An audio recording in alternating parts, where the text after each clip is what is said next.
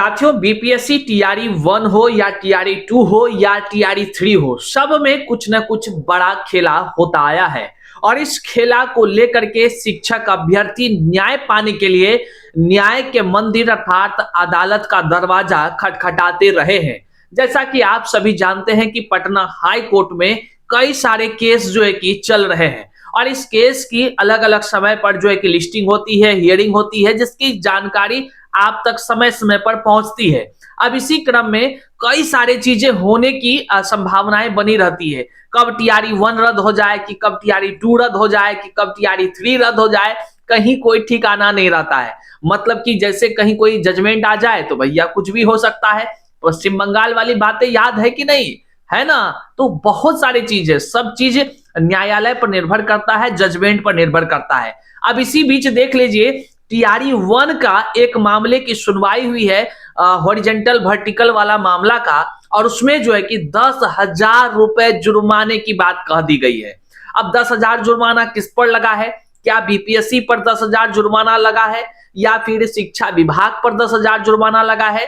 किस पर लगा है यह जुर्माना?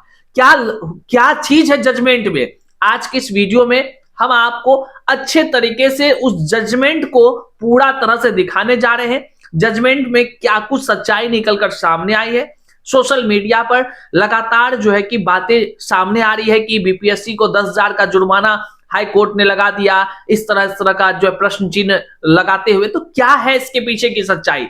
पूरी जानकारी हम आपको वीडियो में बताने जा रहे हैं और फिर से यही कहेंगे कि आप वीडियो को अंत तक जरूर देखिएगा, सारी चीजों को जान जाइएगा। फिर जिस तरह से कोर्ट ने जो है कि सुनवाई के क्रम में अपना रुख मजबूत किया है, ठीक इसी तरह अगर होता चला जाए तो वह दिन दूर नहीं जब टीआरई 2 भाषा आहर्ता में भी एक नई इतिहास रची जा सकेगी। आइए हम तमाम चीजों की जानकारी देंगे, करते हैं शुरू। से पहले नमस्कार स्वीकार कीजिए, मैं हूं हरे कृष्ण प्रकाश और आप देख रहे हैं साहित्य आजकल। साहित्य आजकल का मतलब ही है वह सच्चाई जो जाननी आपके लिए है बेहद आवश्यक है। साथियों, चैनल पर नए हैं तो सब्सक्राइब कीजिएगा और अपने तमाम साथियों तक एक बार जरूर शेयर कर दीजिएगा। देखिए, वीडियो शुरू करने से पहले हम आपको बता दें कि आप तक वीडियो पहुंचाने के लिए कई संसाधनों की आवश्यकता होती है और उसी संसाधनों में कई सारे ऐसे चीजें होते हैं जो हमारे पास नहीं भी होता है, तो हम उसका जुगाड़ ढूंढते हैं। जैसे देख लीजिए, हमारे पास ये जुगाड़, ये देखिए एक स्टैंड है, सेल्फी स्टिक स्टैंड का, ठीक है, 200 रुपया वाला। अभी जो जैकेट पहने हुए ना, तो माइक लगा नहीं पा रहे हैं। माइक लगाते हैं तो खटखट खटखट आवाज आता है। तो हमने सोचा कि आप तक सही से जानकारी पहुंचाने के लिए कुछ उपाय किया जाए। तुरंत दिमाग लगाया और पता चला कि स्टैंड का यूज हमने, देखिए, पॉडकास्ट माइक के जैसा कर लिया। तो ये समस्या आती है, लेकिन उसका समाधान भी अगर आप ढूंढें तो निश्चित तौर से आ जाता है। साथियों, आप तक हम सटीक जानकारी पहुंचाने के लिए विगत जो है कि 2-2.5 हजार वीडियोस के माध्यम से आप तक हर एक जानकारी पहुंचाने का प्रयास करते रहे हैं।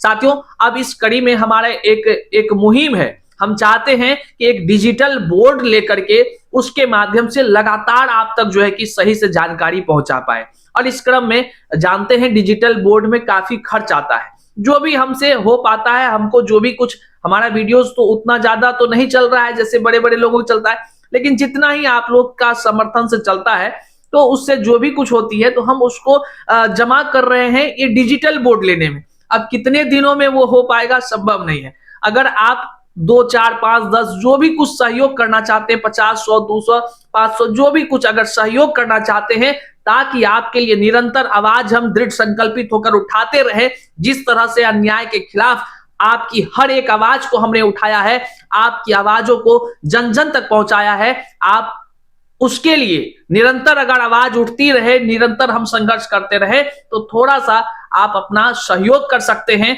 हम डिजिटल बोर्ड के इस मुहिम में आपका साथ चाहते हैं साथियों, ताकि चूंकि कोई भी मामला होता है, जैसे ये भी जानकारी देख लीजिए, ये जानकारी जो आज हम आपको देने जा रहे हैं, यह हमारे पास कल ही आ गया था, लेकिन संसाधनों की अभाव में कर क्या सकते हैं, संसाधनों की अभाव में विलंब हो जाती है। इसलिए हमारे हाथ को थोड़ा मजबूत कीजिए।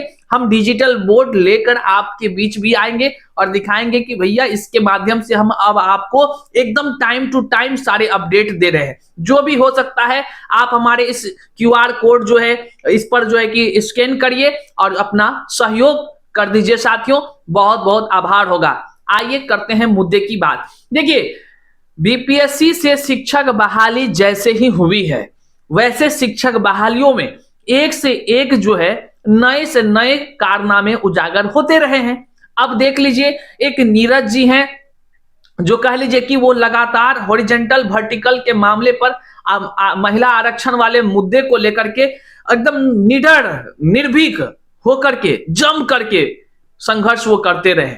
हमारे से कई बार उनकी मुलाकात भी है, कई बार हमारे चैनल के माध्यम से भी उन्होंने अपनी बातों को रखा है, कई बार उसके साथ जाकर के हमने वीडियोस किया है जो आप पहले भी देखे होंगे। लेकिन उस बंदे में एक चीज हमने देखा था, उनके पास जो जुनून थी ना, वो साफ शब्दों में कहते थे और कहते हैं। हमारी बात कल नहीं हुई है, लेकिन उन्होंने ही हमें ये तमाम जजमेंट भेजा है। वो कहते हैं कि हम तब तक संघर्ष करेंगे जब तक कि हम जीत ना जाए, और वो लगातार जीत रहे हैं। जानते हैं कैसे? ऐसा इसलिए क्योंकि अब जब टीआरई 3 का जब बहाली आया, आप देखिए जब टीआरई 3 हुआ, उसमें जो है कि ठीक उसी तरह जैसे नीरज जी कहते थे कि क्या कुछ मामला हॉरिजेंटल होना चाहिए या वर्टिकल होना चाहिए, उसी तरह आरक्षण का प्रावधान रहा, घट गया। नहीं तो महिलाओं को एकदम दिए जा रहा था जो विभाग है। उसके बाद जो है कि जो भी बहाली की प्रक्रियाएं हैं, सब में एकदम नियम का पालन किया जा रहा है, क्योंकि नीरज जी और उनके कुछ टीम के उनके जो कुछ सहयोगी हैं, वे सभी ने जम करके इस पर काम भी किया है। अब कोर्ट, पटना हाई कोर्ट में देख लीजिए, टीआरई 1 का जो यह मामला है, सबसे पहले शॉर्टकट में आप समझिए कि हुआ क्या है। तो टीआरई 1 में कक्षा 1 से 8 में वर्टिकल ऊर्ध्वाधर महिला आरक्षण दिया गया। इस पर विभाग का जवाब नहीं देने पर कोर्ट ने 10,000 का जुर्माना भरते हुए याची के मांग के पक्ष में आदेश देने की बात कही है। याची की मांग है संसाधित परिणाम, तमाम ऐसे रिवाइज रिजल्ट वगैरह है। इस पर हम पूरा चर्चा करते हैं, आपको सारी बात समझ में आ जाएगी। आप यहां सबसे पहले जो है कि एक और देख लीजिए कि टीआरई 1 में हॉरिजेंटल महिला आरक्षण पर रिजल्ट पुनः जारी होगा। वर्टिकल महिला आरक्षण दिया गया था, 10,000 का फाइन बीपीएससी को लगा है, जल्द कोर्ट का आदेश। ये भी जो है ना सोशल मीडिया पर घूम रहा है। इसके पीछे की सच्चाई क्या है? 10,000वां जुर्माना किसको लगा रहे भाई? और फिर अगर इस तरह का बात है तो उसकी तह तक जाना चाहिए कि नहीं। हम आपको यहां अब जजमेंट का वो कॉपी दिखाते हैं जिसमें जो बातें कही गई है वो सारी तथ्यों से आपको रूबरू कराते हैं, जो इस केस में जजमेंट कल जो है कि मतलब ऑर्डर हुआ है। अब देख लीजिए यहां पर जो कि केस जो है कि एक है त्रिपुरारी झा का और आदर्श का, एक है सुशील कुमार का आदर्श का, ठीक है। और जो है कि आदर्श मतलब बिहार स्टेट वाला जो मैटर है वो सब तो आप लोग जानते हैं, ज्यादा डीप में नहीं जाएंगे। इसमें जो है कि ऑरल ऑर्डर आया है और 9/12/2025 का है।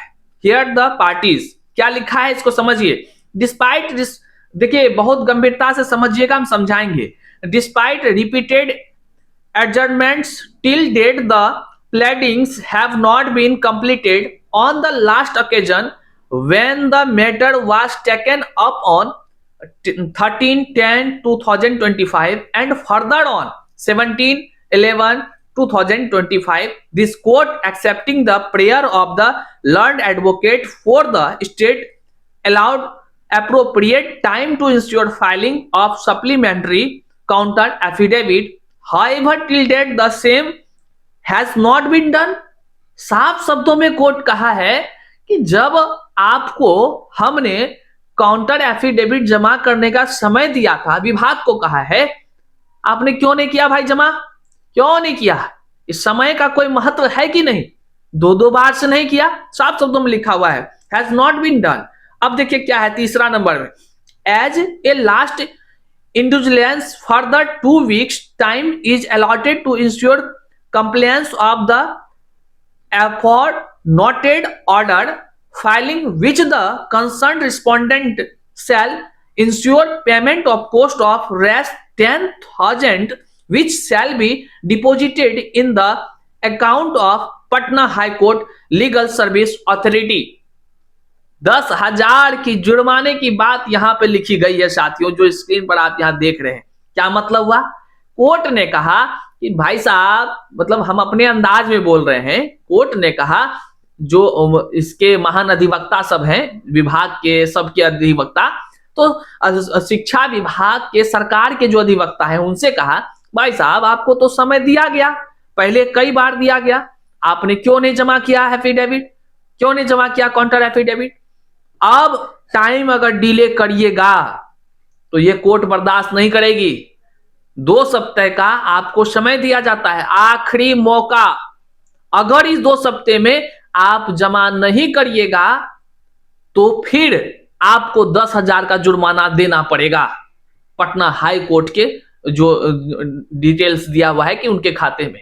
अब समझ रहे हैं इसमें क्या हुआ कि बीपीएससी को जुर्माना नहीं लगाया गया है। पहले तो स्पष्ट हम आपको बता दें, इसमें क्या है कि शिक्षा विभाग को भी अभी जुर्माना नहीं लगा है, लेकिन ये कोर्ट ने कहा कि आखिरी बार आपको 2 सप्ताह का मौका दिया जा रहा है। आखिरी मौका दे दिए, डेडलाइन दे दिए। अब अगर इस आखिरी मौके तक आपने अगर सबमिट नहीं किया है काउंटर एफिडेविट तो फिर आपको 10,000 का जुर्माना देना होगा। ये है साथियों इसका मूल जो जजमेंट में कॉपी आई हुई है, जो ऑर्डर आई हुई है, ये मूल बातें हैं। अब इसमें तमाम वो बात है, learned advocate for the petitioner also submit the identical matters are running on the board. कई सारे ऐसे और भी केस हैं जो पटना हाई कोर्ट में चल रहे हैं, जिसमें कि वकील साहब सब जो है केस के उन्होंने प्रेयर किया है कि इन सभी को जो है कि एक साथ सुना जाए, इसका जजमेंट एक साथ किया जाए। साथियों इस तरह की तमाम वो बातें हैं। बहरहाल अब आप समझ गए होंगे किस तरह का 10,000 के जुर्माना वाली बातें हैं, क्या कुछ हो सकता है। एक बात बता दें, टीआरई 1 का यह मामला है और टीआरई 2 भाषा आर्ता का केस वह भी द्रुत गति से चल रही है, भूल मत जाइएगा। उसकी समय समय पर जानकारी हम आपको लगातार देते रहे हैं और लगभग 9 से 10 हियरिंग हो चुका है।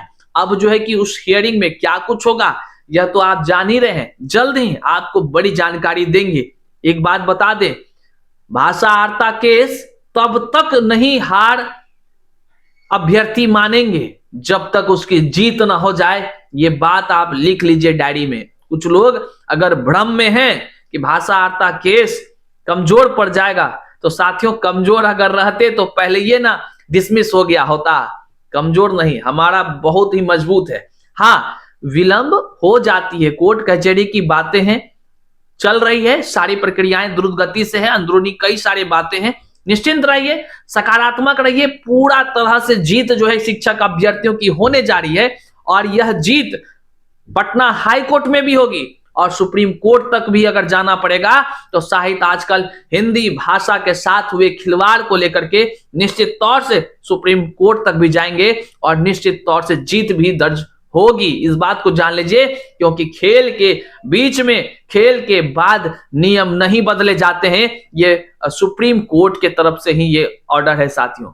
और फिर इतना बड़ा उल्लंघन हुआ था, टीआरई 1 में भी हुआ है, तो आप समझ लीजिएगा जिस तरह से नीरज जी लोग, इनके जो भी लोग लड़ाई कर रहे हैं, संघर्ष कर रहे हैं, एक दिन जीत होगी। और अभ्यर्थियों का मांग है कि वो रिवाइज्ड रिजल्ट हो जाएगा, और जब रिवाइज्ड रिजल्ट होगा तो फिर क्या कुछ होगा आप समझ ही सकते हैं साथियों। बहरहाल इस वीडियो को जन जन तक शेयर कीजिएगा, चैनल पर नए हैं तो सब्सक्राइब कीजिएगा, सभी अपडेट्स आप तक पहुंचता रहेगा। बहुत बहुत शुक्रिया।